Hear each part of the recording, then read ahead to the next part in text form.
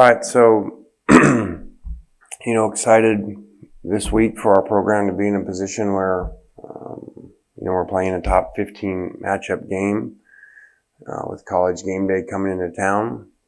I think that reflects a lot on what these players have done throughout the season, to be at that point this late in the year for game day to be coming here. This is a really good team we're playing with great players. Arguably the best personnel team we played all year. I think defensively it is. So we're going to have a lot of challenges.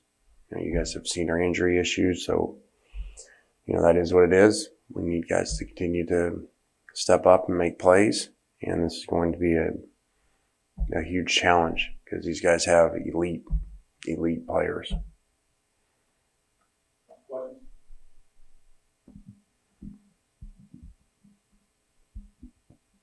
When you look at A&M's defense, is there any specific unit that stands out to you, or is it just kind of a whole team effort sort of thing?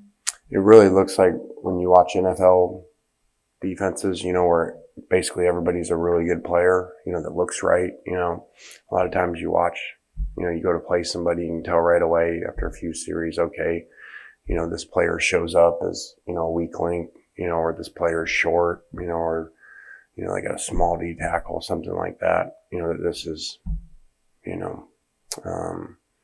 I was watching it thinking like, okay,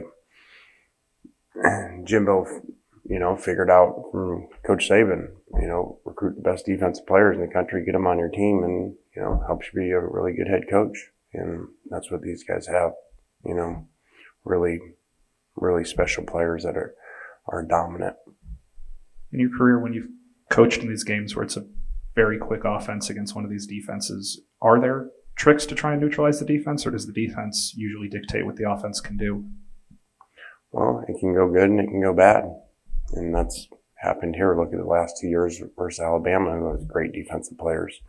When it goes good, you're making first downs, you're going really fast. They're not getting lined up. And when it goes bad, they get the ball back really fast. So that is what it is with the system. Lane, beyond Jerry On's big run early in the game, what was your assessment of the run game against Liberty?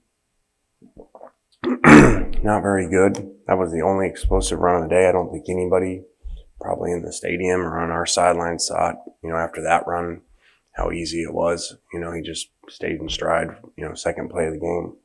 Would have guessed that would have been the last explosive run of the day. So, that was very discouraging. We tried a little bit different group up front, and we did not play very well. And we weren't very consistent at running back either. And, it doesn't help. This is not an excuse. We should have ran the ball way better. But when the quarterback can't move really, we're not running him at all. They know he's not going to pull the ball. That helps him a little bit. But, there's no excuse for, whatever the stats were after that run. When this running game is at its best, how much of it is physicality at the line versus pre-snap movement and luring guys out of position? Well, I think it's a combination. I think majority of it is the use of tempo, and people not lined up and cleats in the grass and, or disguising of things with motions and different stuff in front of you. So, you lose a gap and the ball breaks. And that's what happened on the long run. There were people going, and the ball hit and their guy fell back a gap. So, that's kind of been what's happened throughout the year, to be a top 5 rushing team in the country. And then after that run, we certainly didn't look like it the rest of the day. Lane, you guys started Jalen Cunningham at right guard Saturday.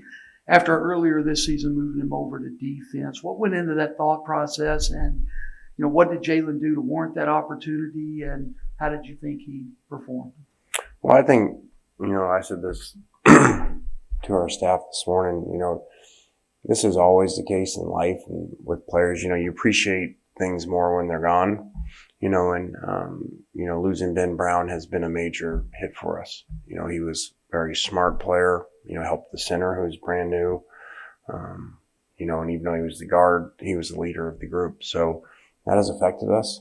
And Jalen went in, did some good things, and, like you probably would expect, a little bit inconsistent, having just moved back over. So, we got to get better all around, especially inside three players.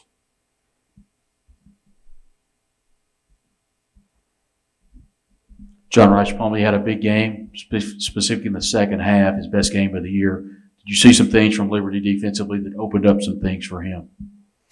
John had a really good game because he had a really good week of practice. He had by far his best week, not even close. And so it was like you kind of see it coming. I think that he took, advantage of opportunities with people being out and showed it in practice. And, then took it to the game. And, it was great to see.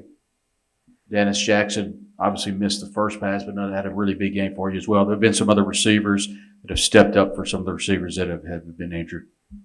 Yeah, I didn't realize it until someone sent it to me, and I retweeted it this morning. I think it's 10 guys have had over 100-yard games rushing or receiving this year, which is really unheard of. I think it said only the top SEC team was 5. So, that's a good and a bad thing. That's obviously because of injuries. Part of that's happened, but, it shows a lot of guys have stepped up, and, Danis did some during the game, made some big plays. A&M kind of got off to a slow start offensively this season with some quarterback issues and whatnot. It seems like they've kind of figured it out. Just from your perspective, what is it that A&M does so well offensively over the last few weeks? Well, I think they really figured it out versus Alabama. You look statistically, the quarterback played by far best in that game versus a very good defense, and looked great. So they've been able to run the ball almost the whole year. With 2 great running backs and a really good offensive line.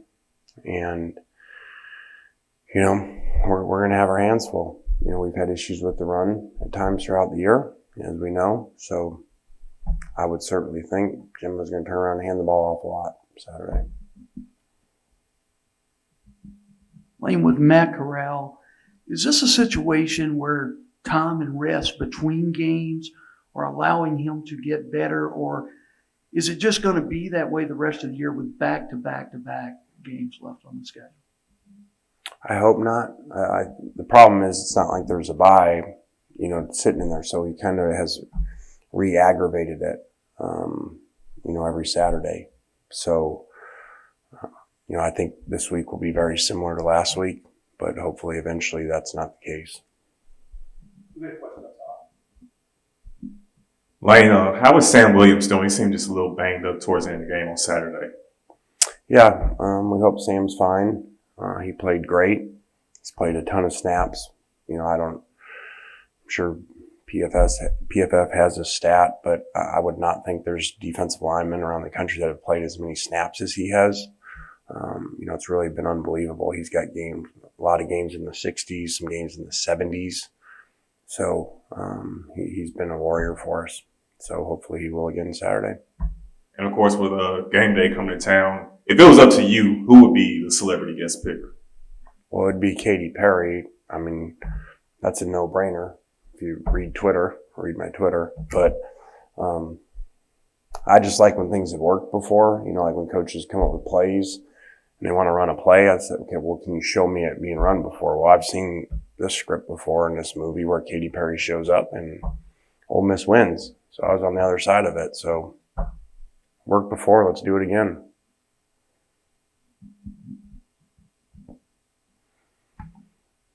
We saw on the sideline Saturday that Mingo's kind of progressing where he's not in the boot anymore. Just has he moved quicker than you thought he would in his rehab? And do you still think there's a chance he could be back this year? Yeah, I definitely think Mingo will be back. I don't know when. I kind of joked and said, with where our injuries have been, we'll be the most improved team in the world from our last game to the bowl game, so he'll be back by a bowl game at least. And then Braylon, just how did he feel after kind of getting his first exposure back? I think it was good that he got in there, nowhere near 100%, when you watch the film. But I just thought it was critical for him to play some with the quarterback so he had some type of rhythm with him. And, so hopefully he'll be better this week. There's been a lot of positive momentum with former players coming back, being mentioned during the game. How important is that for your program in regards to recruiting and the forward momentum of the program? Yeah, I think it's great. Winning solves a lot of things. So when you win, they come. And so it's good to have, good to see, and, continue to build on that and keep winning. They'll come.